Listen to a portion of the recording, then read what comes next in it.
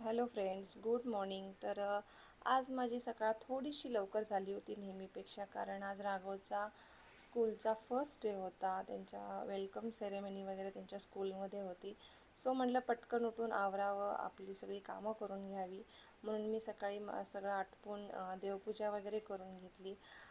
मला माझे दिवस आठवले की आई आपल्याला म्हणायची की जा आता शाळेला, आणि आता मला म्हणायची वेळ आली आहे की बेटा आता उठ, शाळेला जा.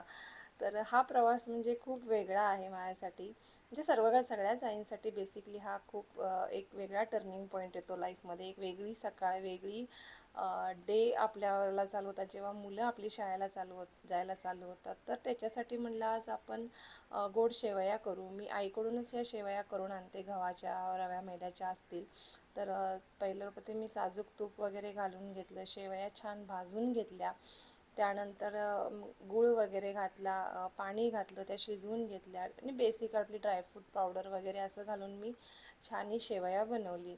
म्हणलं आज गोड पदार्थ करूया राघवसाठी. स्कूलचा फर्स्ट डे आहे, तर मग ॲक्च्युली आज 15-20 मिनटाचीच त्याची स्कूल होती. फक्त वेलकम होतं. उद्यापासून त्याची खरी 2 आवर्सची स्कूल असणार आहे. तर मग उद्या खरा टास्क असणार आहे तो म्हणजे तो कितपत स्कूलमध्ये राहणार आहे. तो माझ्यापासून लांब कधीच मला राहिलेला नाही आहे, मला सोडून असा राहिलेला नाही आहे.